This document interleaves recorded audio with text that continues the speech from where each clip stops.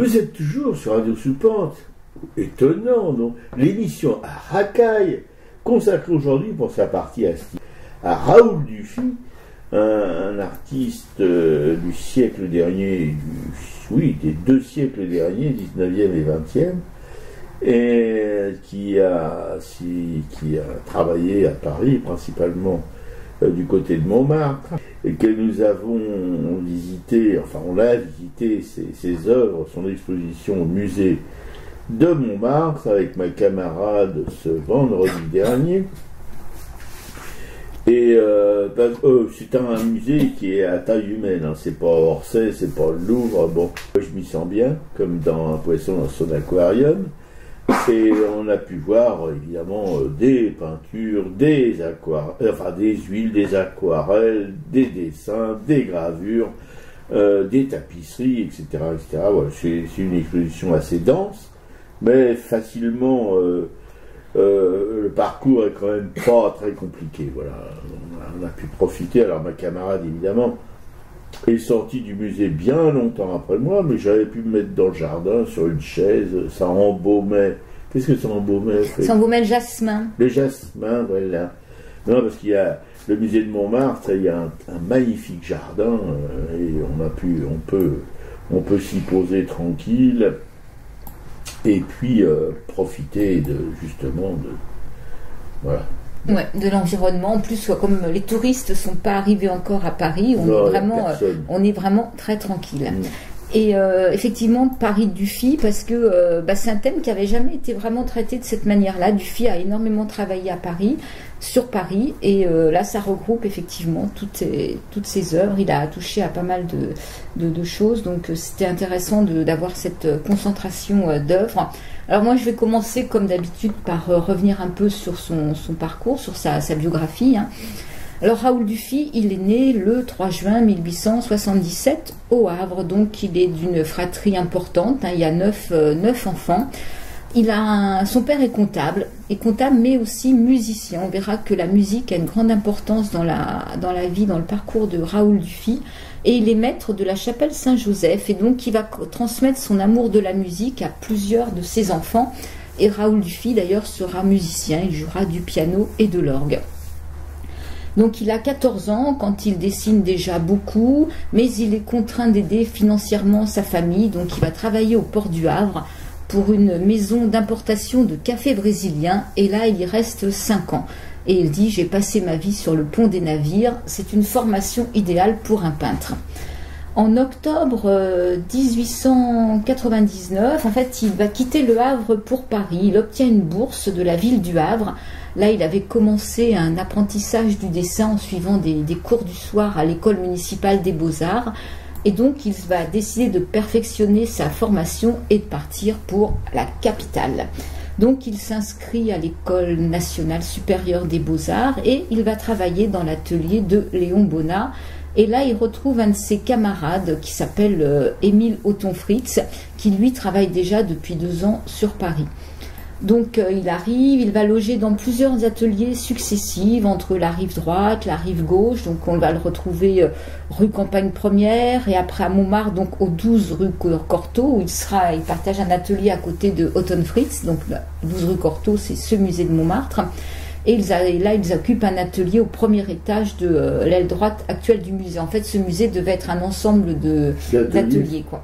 Donc Paris plaît beaucoup à Raoul Dufy, qui passe son temps avec des crayons, des carnets de dessin en poche, qui arpente les rues, les quartiers, et qui passe aussi pour aller à l'atelier, à l'école des Beaux-Arts.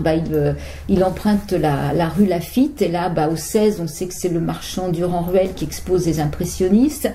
Un peu plus loin, au 37, on est chez Vollard, et là, il peut voir donc Gauguin, Cézanne. Il visite les musées, il va au Louvre, il observe, il se promène dans les jardins, il croque les scènes de la vie quotidienne, il dessine des monuments de Paris, donc ça on va les retrouver, on en parlera plus tard, on les retrouve énormément dans tout son travail sur Paris. Il aime bien aussi les points de vue, il peint d'une manière un peu impressionniste, il fait des portraits, des autoportraits, des paysages, enfin bon, il se régale. En 1905, il visite le salon des indépendants et pour lui, ce sera un choc, il va découvrir l'œuvre d'Henri Matisse, un luxe calme et volupté. Là, il est séduit et il va adopter ce style qu'on a qualifié de fauve. Mais bon, le fauvisme, il s'en détachera après vers 1907. Et il va être marqué aussi par une grande rétrospective qui est consacrée à Paul Cézanne au salon d'automne. Donc il va prendre là aussi conscience, un peu peut-être comme Cézanne en parle souvent, de la géométrie des formes. Après, il va faire un voyage à l'Estaque avec Braque. Donc c'est pareil, tout ça va le faire évoluer dans ses recherches picturales. Il fait la connaissance aussi du couturier Paul Poiret. Et il rencontre lors d'un dîner avec celui-ci, il va rencontrer Guillaume Apollinaire, et on verra que tout ça, ce seront des inspirations après pour des œuvres. Hein. Et d'ailleurs, à la demande de Guillaume Apollinaire, il fera des bois gravés pour illustrer le bestiaire ou le cortège d'Orphée. Et là, je vais faire une aparté en remerciant Claude et William qui nous avaient offert Alcool d'Apollinaire en format poche, et où la dernière partie représente justement toutes ces petites gravures sur bois qu'a fait Raoul Dufy pour illustrer le bestiaire. Après quelques mois, il est de sa rencontre avec Paul Poiret. Paul Poiret va lui proposer de travailler, donc de faire des motifs sur textile. Donc Dufy va se passionner pour les arts décoratifs en plus de son travail de peintre, quoi. Au Salon des Indépendants en 1910, il présentera des peintures. Donc on verra qu'il y a ces inspirations de ces promenades parisiennes comme une promenade au Jardin des Plantes. Et en 1911, il s'installe avec sa jeune épouse qui s'appelle Eugénie Émilienne Brisson. Et là, il habitera 5 impasse Guelma à Montmartre. Et c'est un atelier qu'il gardera donc jusqu'à la fin de sa vie, même s'il se promène un peu partout. Il gardera cet atelier, c'est là qu'il va entreposer ses tableaux. Et donc c'est l'impasse Guelma se situe pas très loin de Pigalle. On a regardé un petit peu sur une carte, ça doit être à 800 mètres de la rue Cortot. Avec Paul Poiret, il va créer une entreprise d'impression de tissus. On verra que dans l'exposition, il y a ce qu'il appelle la petite usine qui représente un peu tout ce qu'il avait créé. Et après, donc à partir de 1912, il signe un contrat avec une firme de soierie lyonnaise et il va donc faire de la création de tissus et il va travailler comme décorateur.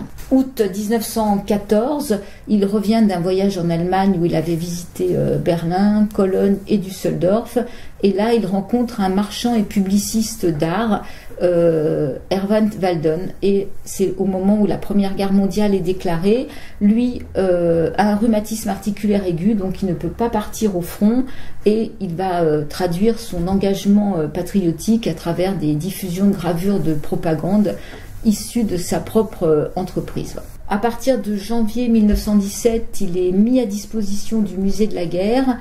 Et en février 1918, il devient le conservateur adjoint chargé de la bibliothèque. Donc il s'occupe des documents bibliographiques et iconographiques, dont des photographies avec des vues aériennes. Et on imagine que ces vues aériennes vont aussi l'inspirer pour plus tard, parce qu'il y a beaucoup de vues de Paris, de vues aériennes, enfin de vues d'en haut dans son travail.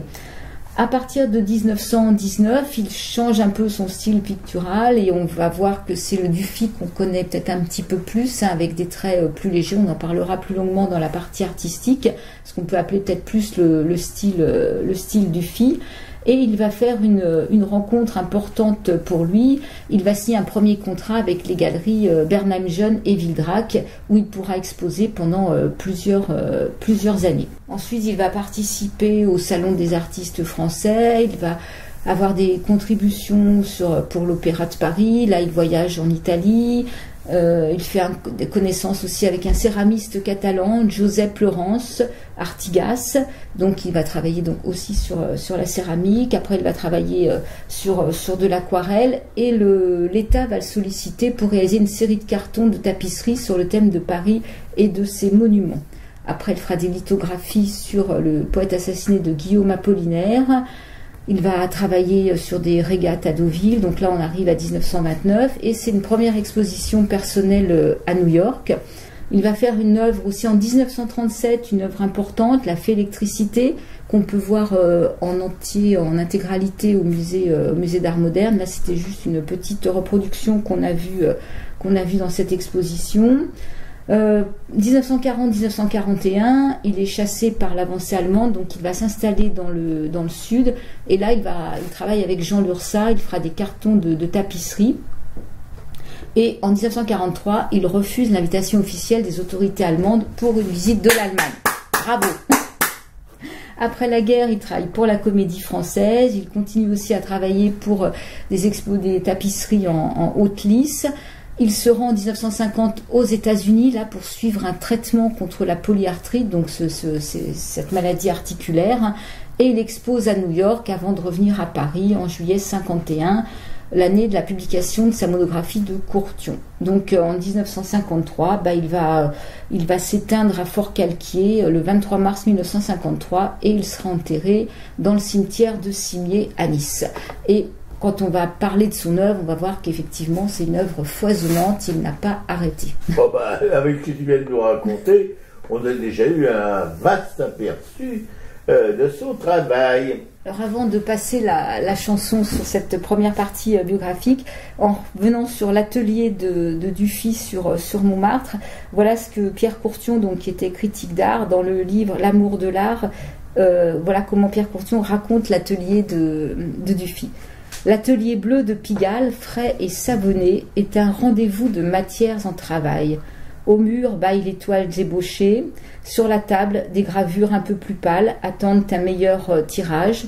Devant le canapé de cuir, des morceaux d'étoffe, des tapis, des soies, des tentures, des papiers couverts de motifs composent un riche prélude. Et ici, l'art touche à la mode. Là, le dessin s'épanouit, avec pureté, ne supportant pas d'autre alliage. Des vases montrent leurs flancs verts ou bruns, peuplés de tritons et de naïades, de fleurs et de poissons, toujours de Dufy, Raoul Dufy, jardinier de la fantaisie. Oui, non, il a une vie quand même assez... Mais comme tous les grands artistes de cette époque, voilà, c'était des gens qui travaillait énormément. C'était pas les glandeurs d'aujourd'hui. Ce qu'on verra, c'est que son atelier de l'impasse Guelma, donc il y a plusieurs toiles dans l'exposition, les murs étaient repeints, étaient bleus. Il aimait ce bleu un peu, comment on pourrait le qualifier, ce bleu, c'est pas turquoise, c'est un peu plus pâle, c'est un bleu ciel un petit peu, oui, un peu plus pigmenté, c'est un bleu d'aquarelle, quoi, pâle, oui. Et donc le musée de Montmartre a retranscrit un petit peu ce bleu tout autour dans l'exposition, quoi.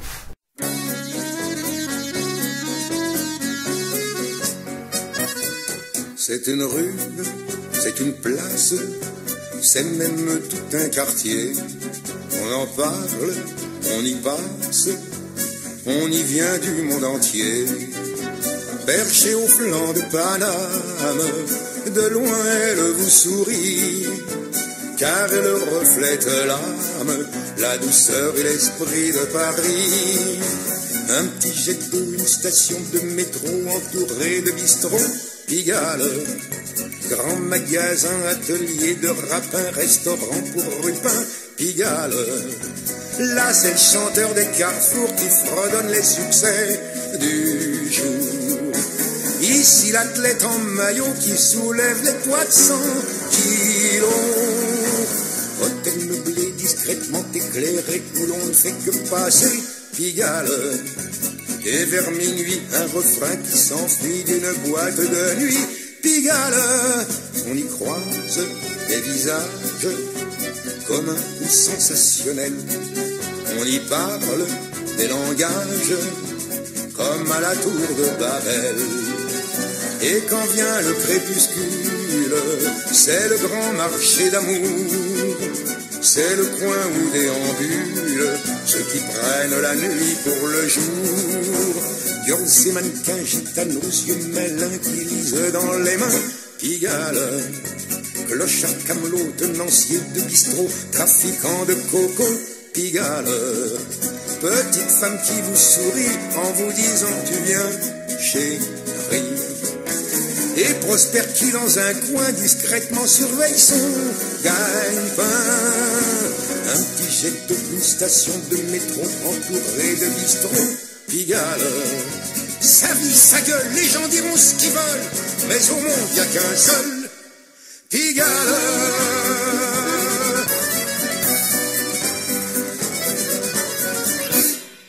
C'était Pigalle, interprété par Francis Lemarque. Et tout de suite, on va poursuivre sur Radio Soupente, l'émission à Racaille, pour sa version artistique, enfin son temps artistique. On va continuer avec Dufy, l'expo que j'ai visité avec ma camarade. Vous avez vu que c'est une personne qui a des lettres. Moi, je suis un petit peu plus rustique. Mais bon, je suis pas un grand amateur de Dufy. Je pense qu'il a pas mal pompé quand même Matisse, mais bon, chacun a le droit de faire ce qu'il veut dans la vie. Hein. Et les artistes en prod, ils ont le droit de se pomper les uns les autres. L'essentiel, c'est qu'ils travaillent. Et lui, apparemment, d'après ce qu'a dit ma camarade, c'était un bosseur. Voilà.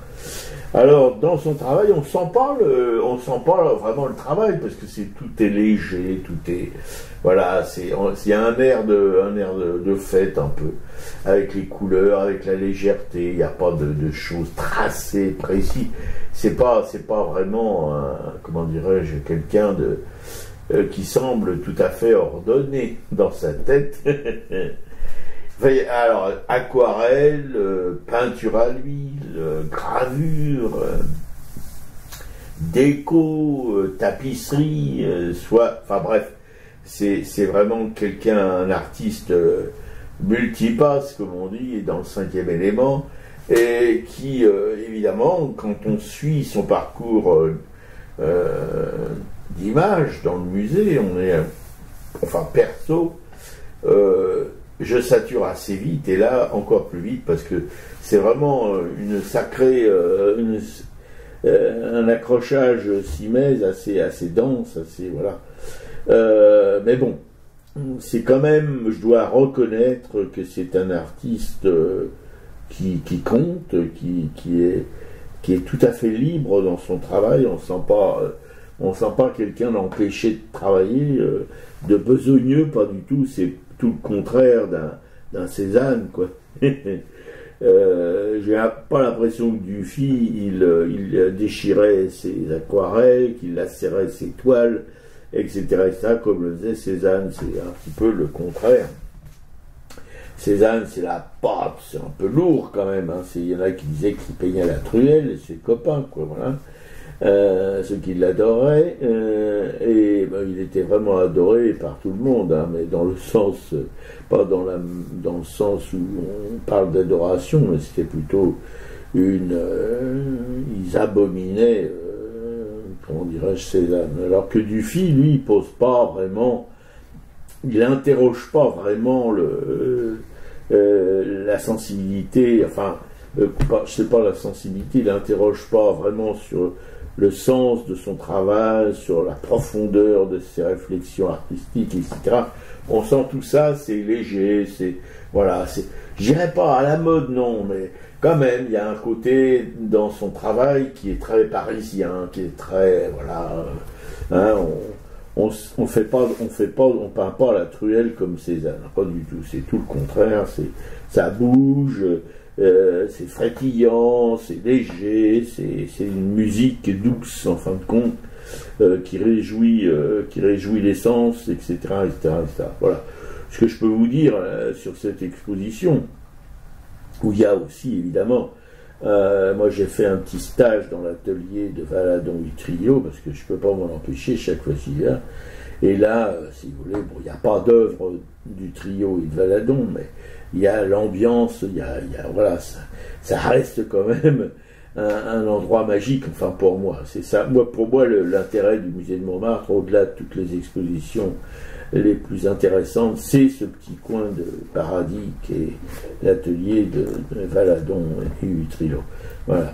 Alors, bon, on peut gloser très longtemps sur parce qu'il a quand même, si vous avez bien écouté ma camarade qui a développé, si vous voulez, son existence artistique. C'est quelqu'un qui bougeait tout le temps, qui allait sur la Côte d'Azur, qui allait en Italie, en Allemagne, aux États-Unis, vers la fin de sa vie, etc. C'est quelqu'un qui bougeait tout le temps, qui était vraiment, voilà, comme sa peinture, un peu, c'est, comme on pourrait dire, une espèce de feu d'artifice, voilà.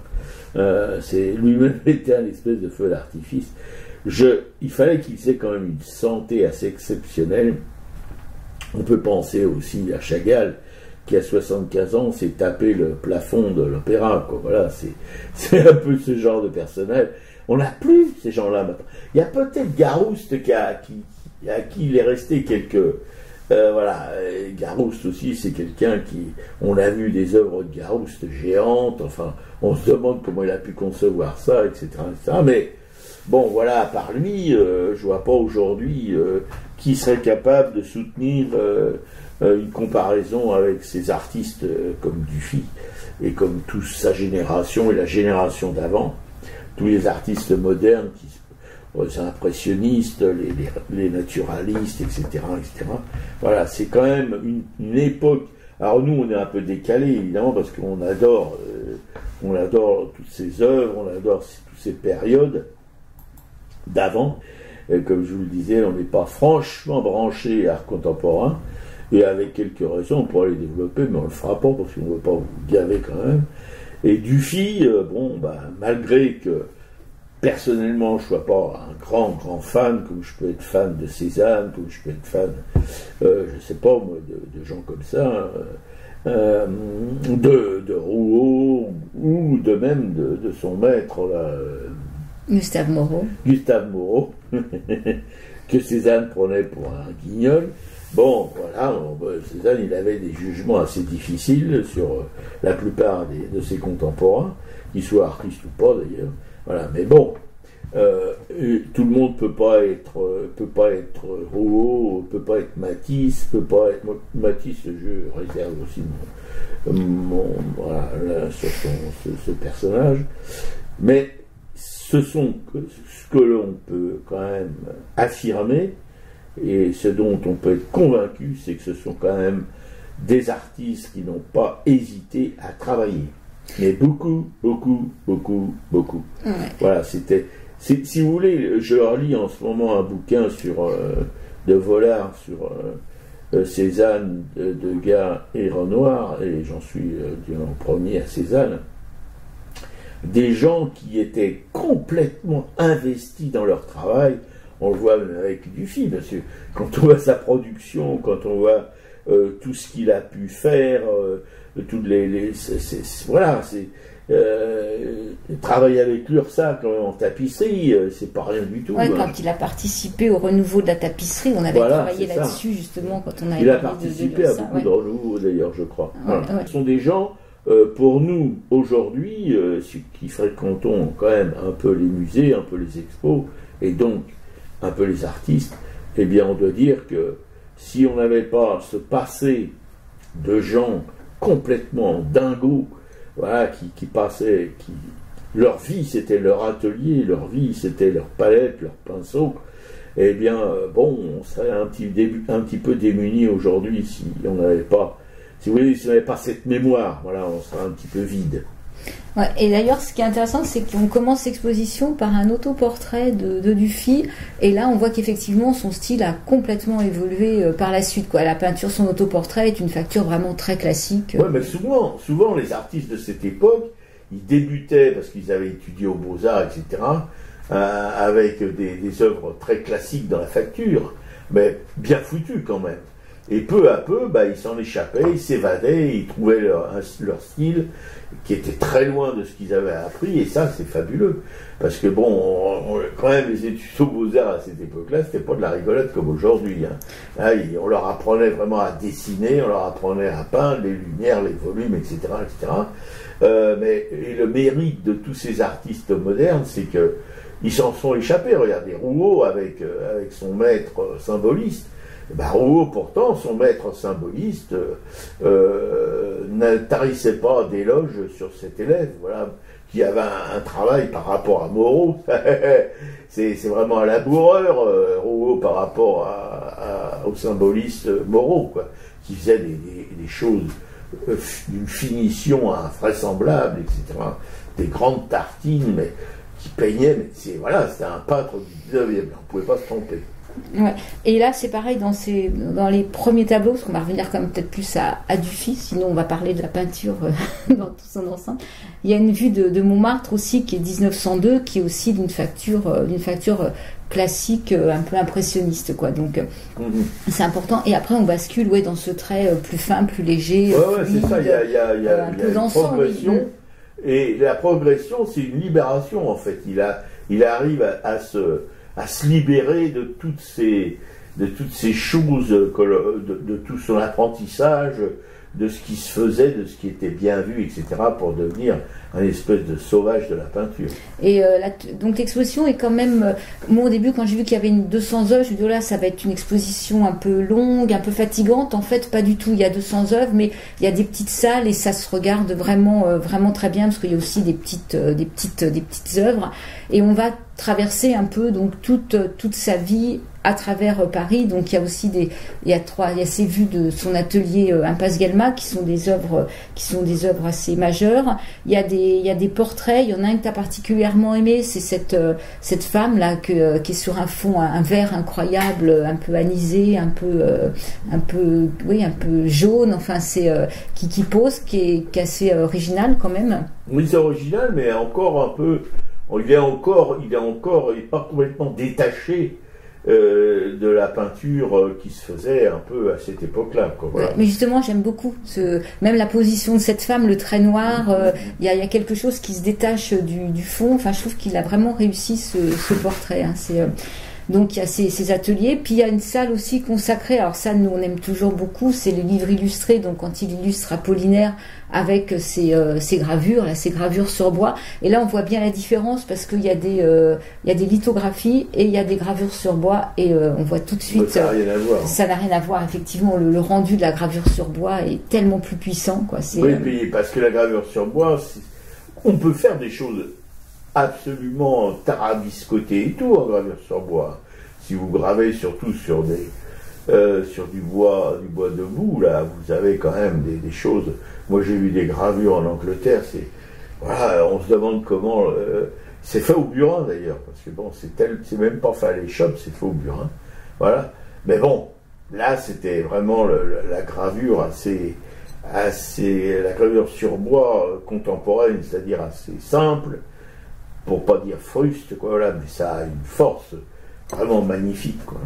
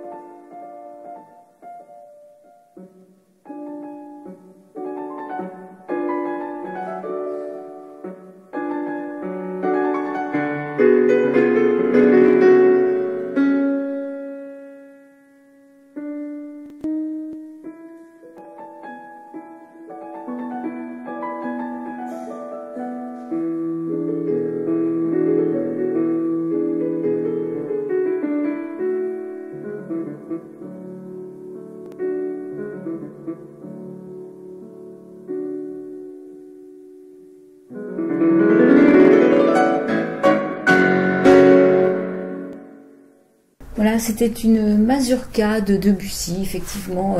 Debussy a énormément inspiré Raoul Dufy, qui a consacré plusieurs toiles à des concerts et qui a fait des hommages à ces musiciens.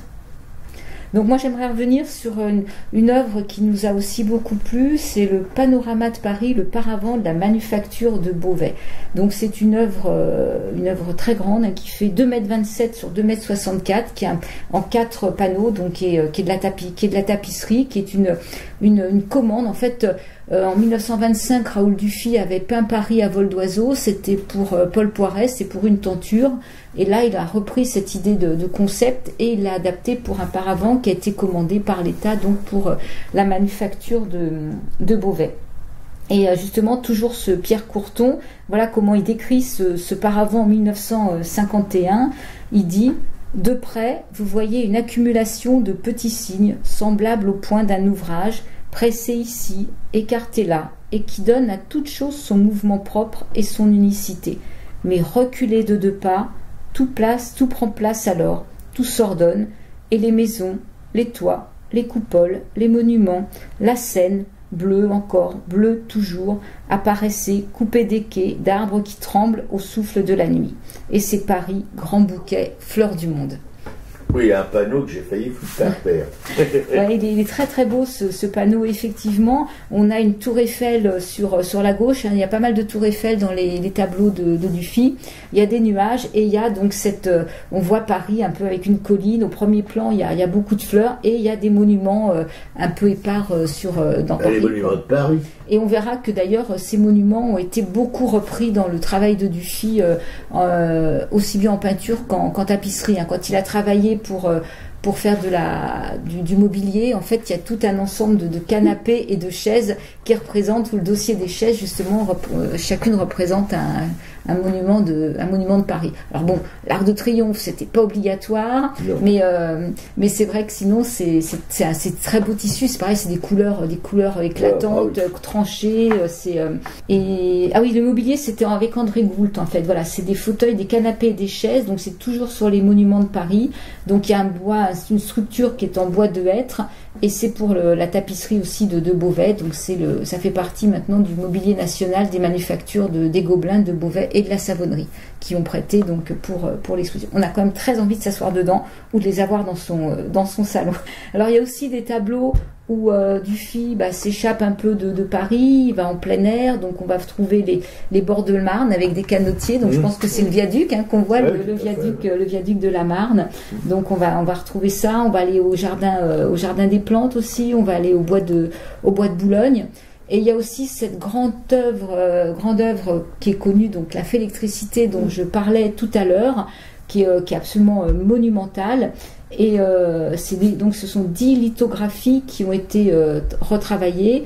Et le seul petit problème dans cette exposition, c'est qu'on ne parle pas du travail du frère de Raoul Dufy. Qui a participé à cette œuvre. On l'avait déjà mentionné il y a quelques années, et là je me suis dit, est-ce qu'ils vont le raconter quelque part, parce que Raoul Dufy a un frère qui est peintre, qui a vécu pas très loin de chez lui pendant quelques années, qui était aussi ami avec Otto Fritz.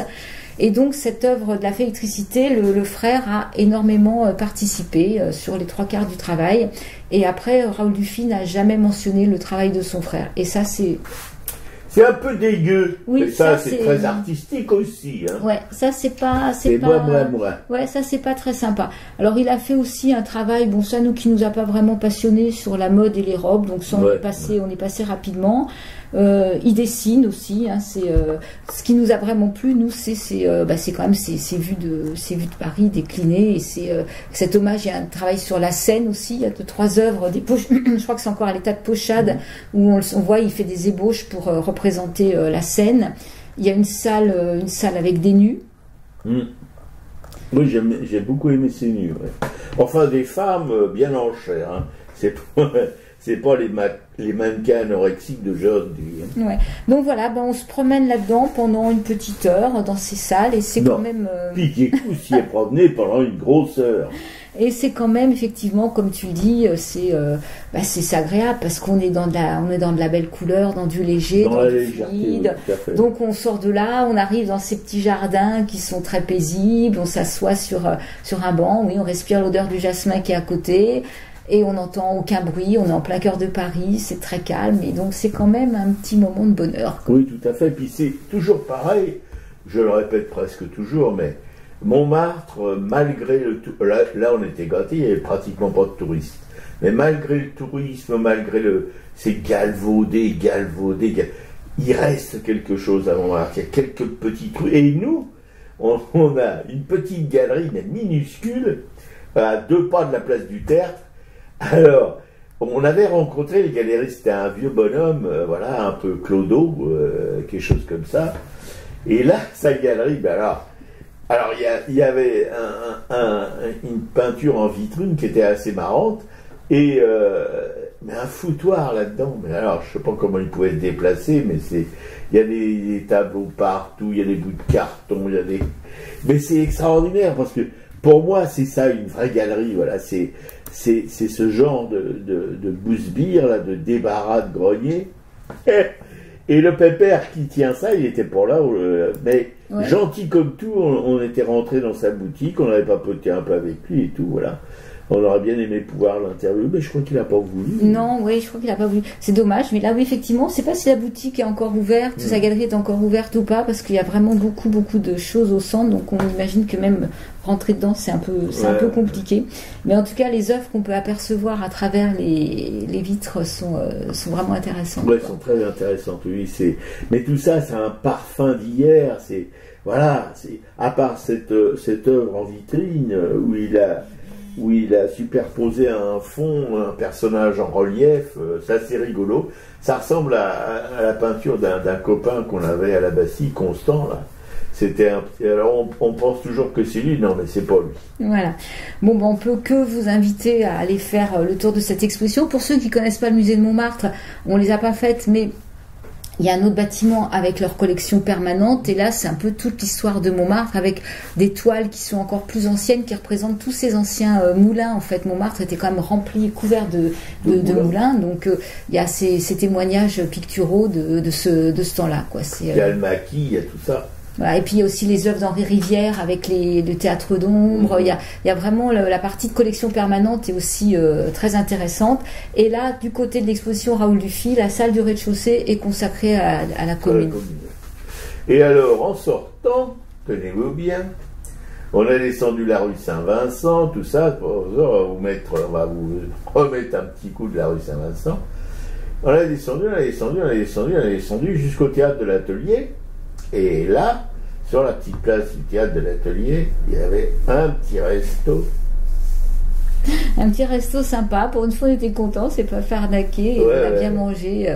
Toi, un aioli. Un aioli. Voilà. Ouais. Et moi, j'ai pris un tchatchouka. C'est une ratatouille nord-africaine avec du poivron, de la tomate, des oignons. C'était bon. Et alors, couscous tous les jours, si vous y allez. Et l'aioli, c'est le vendredi. C'est le genre du poisson, parce que dans l'aioli, il y a du poisson et des légumes, mais des légumes simplement bouillis, sauf qu'il y a une petite mayo, c'est-à-dire c'est l'aioli, quoi, avec de l'ail, de l'huile d'olive et tout ça. Et alors moi j'ai trouvé que c'était un peu rikiki, alors j'ai dit au bistrot, je ne pourrais pas l'avoir une autre. Donc ça c'était sur le parvis du théâtre de l'Atelier, parce qu'effectivement, là, les terrasses ont le droit de s'agrandir. Donc, pour l'instant, en plus, les bistrotiers, les restaurateurs ne sont pas facturés, seront facturés qu'en septembre pour ces extensions de terrasses. Donc, on était au calme, sans voiture, sans bruit. Non, c'était une matinée de rêve. En plus, on est arrivé un peu en avance à l'exposition. Je me suis trompée sur l'heure d'ouverture du musée. Et on a attendu une demi-heure au pied du château d'eau de Montmartre, un petit square. Là, on avait ce château d'eau immense au-dessus de notre tête. Ah ouais, c'est sympa. Parce qu'il y a un petit coin pour faire pipi, parce que bon, il est toujours pareil. Et puis alors, ce qu'il faut que je vous raconte aussi, je l'ai mis sur le net, mais personne ne va le lire sûrement, mais avant de monter à la rue Cortot, etc., on a bu un café au pied de la butte, en bas, là, Oui, c'est ça, en bas de la butte Montmartre. Oui, mais pas loin où il y a le téléphérique, là, qui monte. Et là, je regarde le Sacré-Cœur, mais je vous jure, hein, il penchait. Alors, comme la tour de Pise, quoi. Alors, j'ai demandé aux garçons, il y a 2 garçons de café, mais ils avaient l'air aussi Il est aussi ailleurs l'un que l'autre. Il y en a un, je lui dis, vous avez vu le Sacré-Cœur, il penche. Je crois qu'il m'a même pas répondu, il a continué son petit bonhomme de chemin. Puis l'autre, il m'a dit, ah ben j'ai pas de niveau pour le vérifier. J'ai pas un niveau dans l'œil. Ah bon, d'accord, mais. Et je vous assure, il penche. Ouais, moi j'ai eu l'impression qu'il penchait, mais chut, on va pas le savoir. Déjà qu'on a Notre-Dame à reconstruire, on va pas. Hein. Bon, en même temps, si le Sacré-Cœur s'écroulait, on s'est dit si on assiste là dans les 10 minutes à l'effondrement du Sacré-Cœur, ce sera quand même historique. Mais bon, ça s'est pas produit ce jour-là, tant pis, peut-être la prochaine fois. Ouais, peut-être, si ça continue comme ça, oui. Tout doucement, il va y arriver.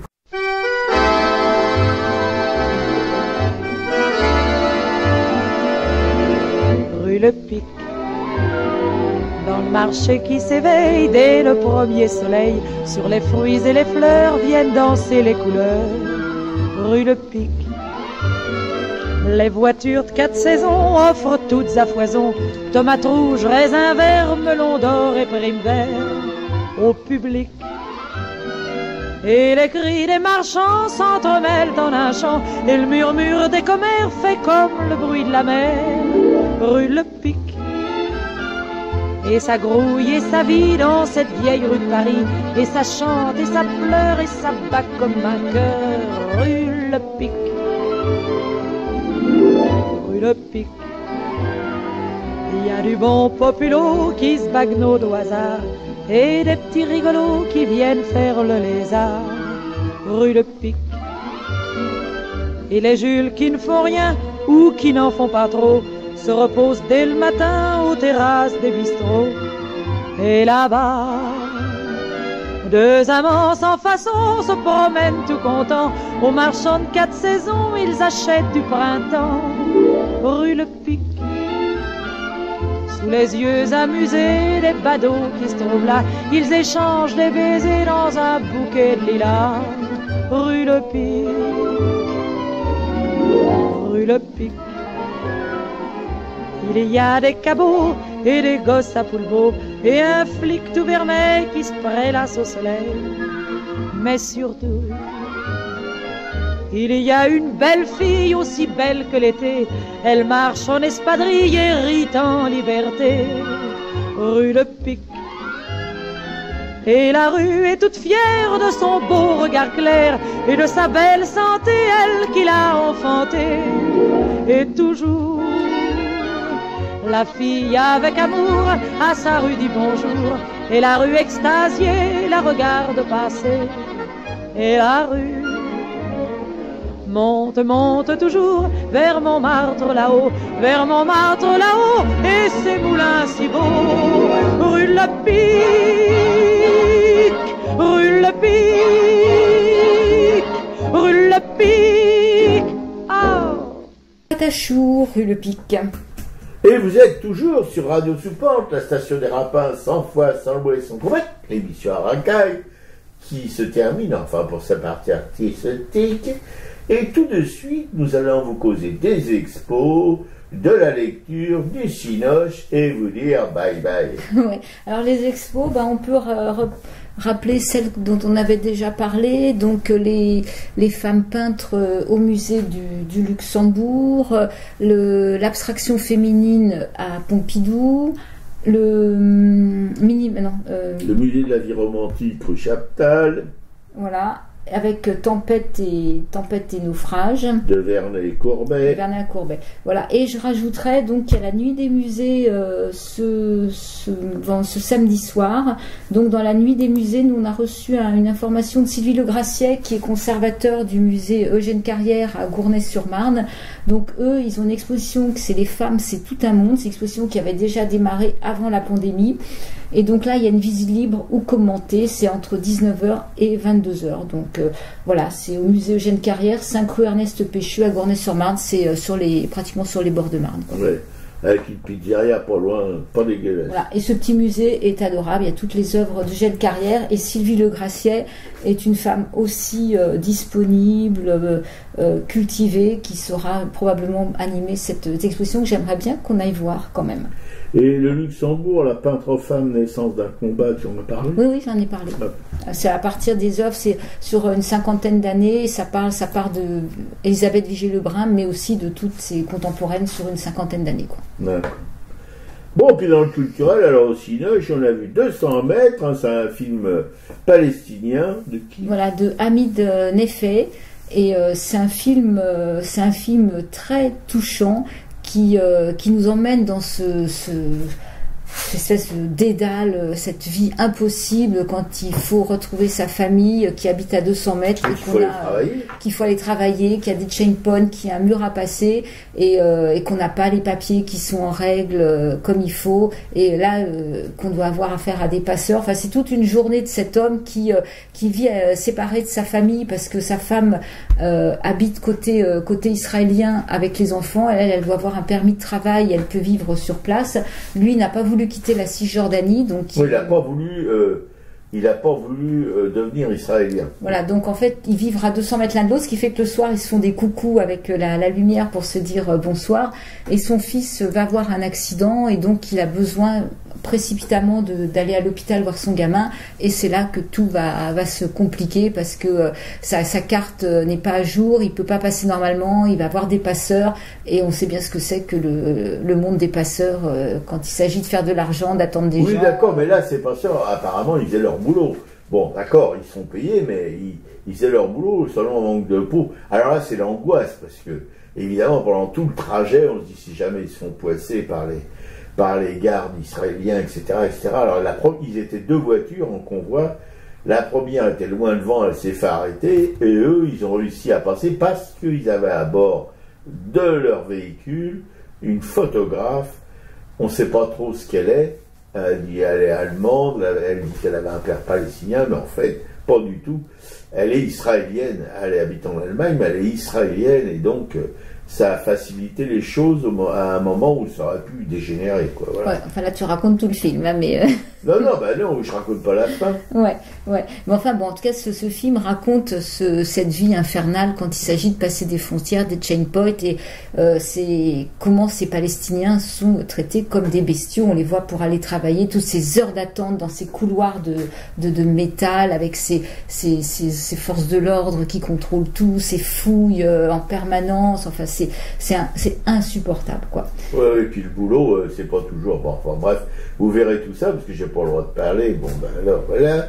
Mais ce que je veux dire, c'est que c'est angoissant, mais pire que quand on voit des scènes de violence, de tuerie, etc. Là, c'est un quotidien, en fait. C'est un quotidien d'un peuple palestinien, voilà, qui doit aller se rendre en Israël. Donc c'est vraiment ça qu'on ressent profondément.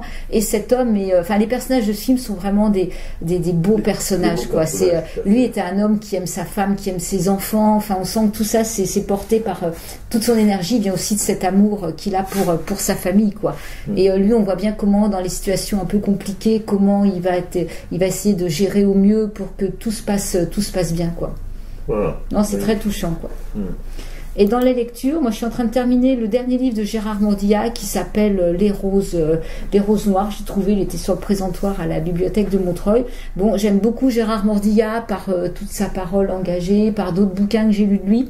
Bon, là, je trouve que le bouquin, c'est un bouquin qui est très pessimiste, hein, qui raconte l'histoire. Bon, autour, il y a quatre vies de femmes qui se retrouvent dans ce monde qui est devenu le monde d'aujourd'hui, qui va évoluer vers une dictature, le fascisme, un contrôle permanent.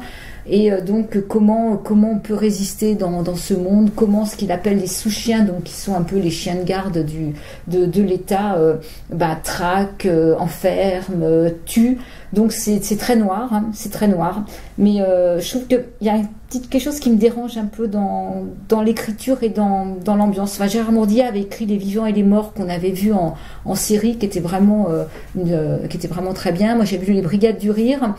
Là, il me manque un petit quelque chose, mais l'histoire, sa projection dans un monde qui pourrait vraiment nous tomber dessus est intéressante. Et donc, tout ça, c'était sur Radio Soupinte, à la station des Rapins Saint-Foy, Saint-Corbet, qui émet depuis un garni, oui, bon, d'accord, et diffuse sur Internet à racaille.fr. Et je salue nos potes, potesses, potos, Claude et André de La Nation, Karine de Montigny, Marie-Christine Béillard. On a eu des nouvelles, elle est toujours vivante, mais elle est toujours pas dans la Cévennes, il y avait encore un sac de nœuds invraisemblable. La pauvre, Ouais. la pauvre Marie. Hein? Ouais, c'est dur. Ouais, c'est dur, pour elle surtout. Claude et William, nos potes de Brest, qui nous ont écrit, alors ça nous fait toujours un grand bien. Ouais, qui soutiennent à fond, parce que ça, c'est pareil, on n'en parle pas, qu'on fait des manifs pour l'hôpital, parce qu'il y a encore 1800 postes, 1800 lits qui ont été supprimés quand même depuis un an. Hein. Ouais, voilà. Bon. Donc heureusement, ils sont toujours là, prêts à se battre pour tout ça. Gaza, l'hôpital. Ouais, c'est bien, les potes. On est fiers de vous, on vous aime. Jean-Paul Souvraz, un peintre de Schnork ou de Kerbrand, banlieue de Dunkerque, un génie. Claudine, une pote à ma pote, Piquet-Coup, Peduzzi, Jean du Val d'Oise, qui nous en envoie plus de bien bonne, c'est triste, hein. J'espère que ça va, Jeannot. Corinne, notre tapissière préférée, Anne-Emmanuel, Frédéric, deux artistes, des bons, gentils qu'on aime. Juliette, une graveuse. Juliette Plante, en relégation à Rochefort-sur-Mer, une graveuse top niveau. Clément, un graveur top niveau. Agnès Dubert, une graveuse top niveau. Thierry Morciot, un graveur top niveau. Et Colette, Jacqueline et Nicole, trois femmes d'artistes, top niveau. Liane et Laurence, deux écrivaines qui écrivent sur le pseudo de Claude Isner. Et Polar. Geneviève, notre sorcière bien-aimée, qui a retrouvé son petit bistrot favori. Michel Péloil, un peintre top niveau. Marie-Christine et Christophe, des militants chez top niveau. Cécile, tu la sens ma cinquième puissance, oui ma Cécile, on la sent toujours, top niveau. Je ne casse pas la trombine. La Rose flamboyante, des émissions sur une radio OVNI, top niveau. José Arthur Le Mélange sur cette radio OVNI le dimanche après-midi, top niveau. Elisabeth Roubaille, une peintre, top niveau. Alice Amoroso, une grave super top niveau. Antoine des Champignons, ça me fait toujours marrer. Ouais, merci Antoine pour ton CD, faut que je fasse écouter à Robert, mais moi j'ai beaucoup aimé. Florence Quenu.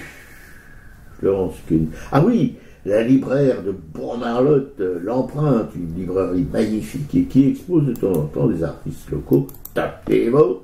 Dominique Paulin-Ardouin, une galériste bien aimée qui, hélas, aujourd'hui est plutôt en train de vaquer dans les prairies du Grand Manitou, top niveau.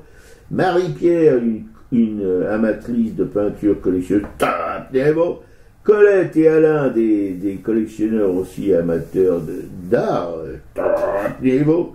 Marie Degnaud, une galériste vagabonde, super top niveau. Et Marie-Louise, une auditrice qui aime bien nos presse-papiers. Merci Marie-Lou, t'es à peu près la seule. Bon, on t'aime. L'émission est à l'écoute sur notre blog aracoy.fr et on se termine, on sait c'est beaucoup, avec Faut vivre de Mélis Mel. Ouais, salut à tous.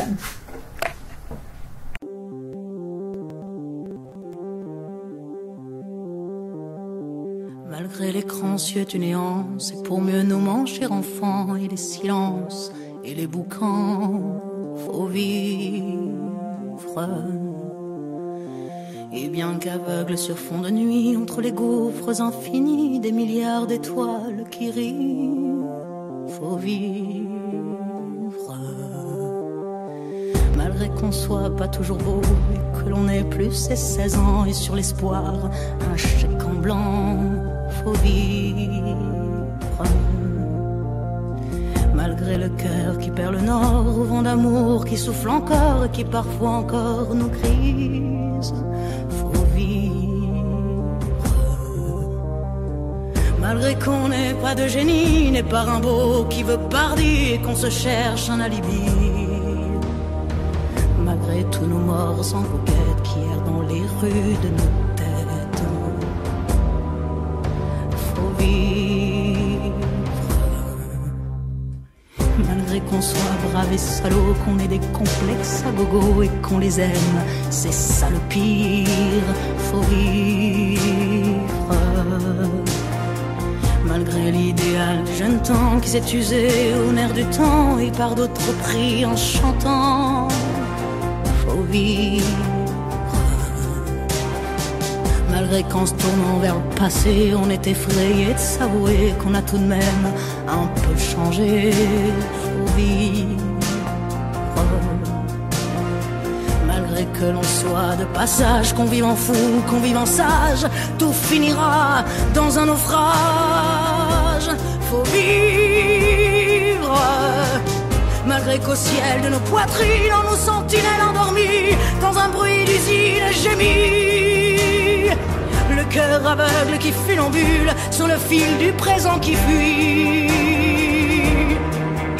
Faut vivre. Malgré qu'en nous un enfant mort si peu parfois remue encore comme un vieux rêve qui agonise. Faut vivre. Malgré qu'on soit dans l'engrenage des notaires et des héritages où le cœur s'écore et s'enlise. Faut vivre. Malgré qu'on fasse de l'humour noir sur l'amour qui nous en fera boire jusqu'à ce qu'ils nous disent au revoir. Faut vivre. Malgré qu'à tous les horizons, comme un point d'interrogation, la mort nous regarde d'un œil ivre. Faut vivre. Malgré tous nos serments d'amour, tous nos mensonges jour après jour, et bien que l'on n'ait qu'une vie, une seule pour l'éternité, malgré qu'on la sache rater. Faut vivre.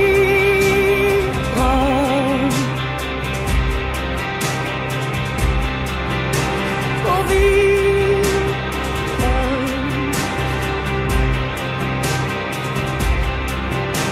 Faut vivre.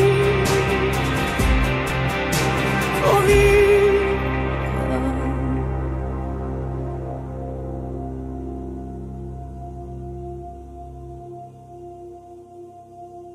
Faut vivre.